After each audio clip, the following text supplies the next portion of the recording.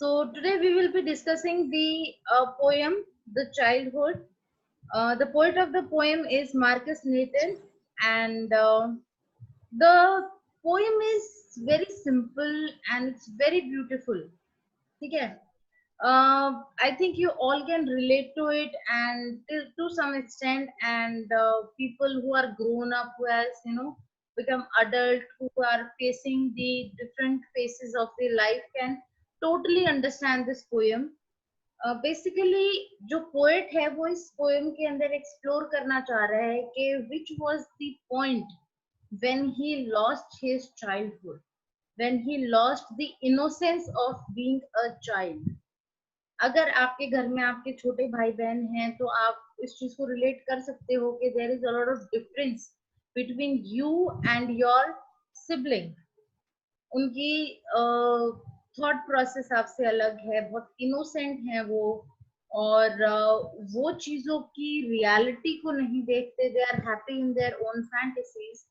सो इस पोएम के अंदर भी पोएट इसी चीज को एक्सप्लोर करना चाहता है कि which was that specific point जब उसने अपने उस चाइल्डहुड की इनोसेंस को खो दिया, या फिर हम कौन सी एज को ये मानकर चलते हैं कि सिर्फ इस एज तक जो है वो चाइल्डहुड रहता है और उसके बाद फिर हम बड़ा होना शुरू हो जाते हैं. बिकॉज डाउन द लाइन हम सब के अंदर कहीं ना कहीं वो एक बचपना हमेशा रहता है.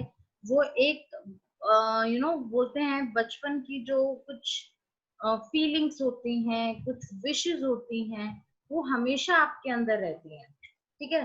सो इस पोएम के अंदर पोएट ने 4 स्टैंजास लिखी हैं. चारों स्टैंजास के अंदर he has talked about different points जिनको वो एक्सप्लोर कर रहा है कि इन चारों में से which could be the one where he actually lost his childhood, where he actually lost the innocence of being a child. ठीक है. तो जो फर्स्ट स्टैंजा है उसके अंदर पोएट बोलता है, when did my childhood go? Was it the day I ceased to be 11? Was it the time I realized that hell and heaven could not be found in geography and therefore could not be? Was that the day?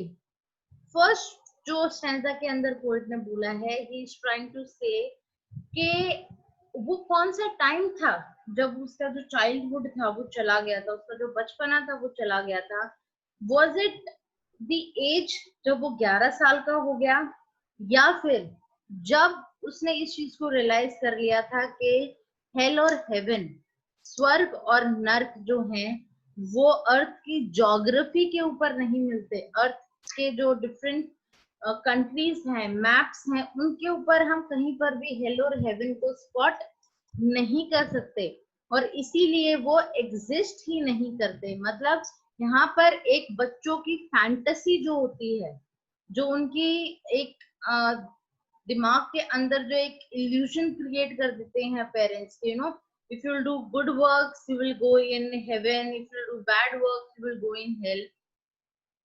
छोटे होते हम इन चीजों के ऊपर actually में believe करते हैं, लेकिन यहाँ पर पॉइंट कहना चाह रहा है कि जब एक बच्चा 11 साल का 12 साल का हो जाता है, वो अडोलेसेंस में एंटर कर जाता है, तब उसको इस चीज की रियलाइजेशन हो जाती है कि हेल और हेवन जो है वो ज्योग्राफी में कहीं पर भी नहीं है, वो हमारे मैप के ऊपर कहीं पर भी नहीं दिखाई देते हैं, और देयरफॉर वी कैन अज्यूम कि ये सारी जो चीजें हैं वो सिर्फ हमारी एक क्रिएट की गई दिमाग से क्रिएट की गई एक फैंटेसी है, या फिर हम कह सकते हैं कि वो वर्चुअल, मतलब it is not possible to actually explore कि हेल और हेवन एक्चुअली में है क्या, या फिर वो कहाँ पर एग्जिस्ट करते हैं. और इस चीज को समझने के लिए आपको एक सर्टेन लेवल चाहिए होता है, मेंटल, आपका एक मेंटल लेवल एक सर्टेन पॉइंट पर होना चाहिए इस चीज को अंडरस्टैंड करने के लिए. तो वही पॉइंट कह रहा है कि वो कौन सा टाइम था जब उसका चाइल्डहुड चला गया. क्या वो था जब उसने एडोलेसेंस में स्टेप इन कर लिया था, व्हेन ही एक्चुअली रियलाइज्ड के जो चीजें ज्योग्राफी के ऊपर हैं, जिन चीजों को हम एक्चुअली में देख सकते हैं, जिनको हम एक्सप्लोर कर सकते हैं, वही एक्चुअली में एग्जिस्ट करती हैं. So in the next stanza he says, when did my childhood go? Was it the time I realized that adults were not all they seemed to be? They talked of love and preached of love, but did not act so lovingly. Was that the day? Now, this is something really important. हम जब छोटे होते हैं ना, या फिर हमारे, जैसे मेरा बच्चा लगा लो, आई हैव अ सन, और हम उसको हमेशा बोलते हैं, कि किसी से फाइट नहीं करने चाहिए, we should not abuse anyone, we should not use bad words for everyone, we should love each other, and a lot of goody things that we teach them. तो वो बोलते हैं कि और जब मेरा बेटा है वो मान भी लेता है उस चीज को, वो बोलता है कि अच्छा मम्मा ने ऐसा बोला है तो ऐसा ही होना चाहिए, and the same thing happens with all the kids. लेकिन इस स्टैंजा के अंदर पोएट ये कह रहा है कि क्या उस टाइम पर मेरा चाइल्डहुड चला गया था, तब मुझे ये चीज समझ में आने लग गई थी कि जो बड़े लोग जैसे दिखाई देते हैं वैसे एक्चुअली में होते नहीं है. वो बोलते हैं कि हमें एक दूसरे के साथ प्यार से रहना चाहिए, वो बोलते हैं कि हमें किसी के लिए बुरा नहीं सोचना चाहिए, बट इन रियलिटी वो खुद ऐसे नहीं है. वो हमें सिखाते हैं लेकिन वो खुद उस चीज को फॉलो नहीं करते हैं. ओके, सो यहाँ पर एक बहुत ही स्ट्रॉन्ग मैसेज जो है वो पोएट देना चाह रहा है कि हम बच्चों को जो चीज सिखाते हैं, why can't we follow that in our own lives. क्योंकि हम बड़े हो जाते हैं, हम चीजों को समझने लग जाते हैं, हमें हर इंसान के गुड साइड बैड साइड समझ में आने लग जाती है, and because of that there are a lot of various reasons because of what which we cannot have a really good bonding with everyone. Okay, there can be a certain person या फिर कुछ लोग ऐसे हो सकते हैं जिनके साथ we have a very good relation, but you cannot have the feeling of love for everyone. तो पोइट यहाँ फिर कह रहा है कि क्या वो टाइम था जब मुझे ये चीज समझ में आने लगी थी कि बड़े लोग जैसा दिखाते हैं वैसे होते नहीं हैं. When he actually understood that सिर्फ प्यार के बारे में बोलना, सिर्फ प्यार के बारे में समझाने से प्यार नहीं हो जाता है. तो I think that was the point जब मेरा चाइल्डहुड चला गया था, क्योंकि मुझे इतनी इंपॉर्टेंट बात समझ में आने लग गई थी. And he understood that every human has double face. वो किसी के सामने कुछ होता है, किसी और के सामने कुछ होता है. तो was that the time जब मुझे इस चीज के बारे में रियलाइजेशन हो गई थी that every person on this earth is double faced. Third stanza में वो बोलता है, when did my childhood go? Was it when I found my mind was really mine to use whichever way I choose, producing thoughts that were not those of other people but my own and mine alone? Was that the day? Now this is something really important. Third stanza में जो poet है वो explore करने की कोशिश कर रहा है कि वो कौन सा टाइम था जब एक्चुअली में उसकी जो इनोसेंस थी वो चली गई थी. वाज दैट द टाइम जब उसको एक्चुअली में इस चीज की रियलाइजेशन हुई कि जो मेरा जो दिमाग है वो सिर्फ मेरा है और मैं उसको जैसे चाहूं वैसे यूज कर सकता हूँ. No other person, no other outer factor can affect my way of thinking, my decisions, my choice.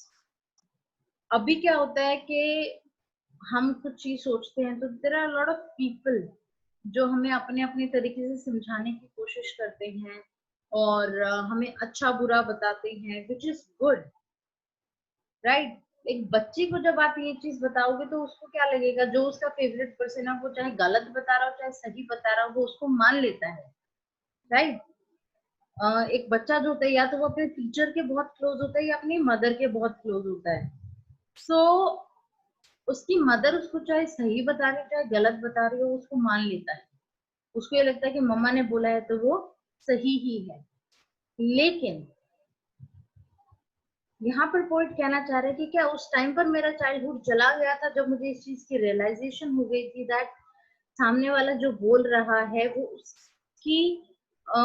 उसका ओपिनियन है, वो उसका वे ऑफ थिंकिंग है, वो उसका व्यू पॉइंट है और मेरा जो व्यू पॉइंट है वो उससे अलग हो सकता है. मैं जो सोच रहा हूँ वो अलग हो सकता है और मैं अपने आप को जैसे चाहूँ वैसे ग्रो मतलब वैसे उस चीज के बारे में सोच सकता हूँ. I do not need anyone to hinder my thought process. So was that the time जब उसने अपनी innocence को, अपनी childhood को खो दिया था? In the last stanza he says, where did my childhood go? It went to some forgotten place that's hidden in an infant's face. That's all I know. वो बोलता है कि जो मेरा चाइल्डहुड है, जो इनोसेंस है मेरे चाइल्डहुड की, वेयर हैज दैट गॉन?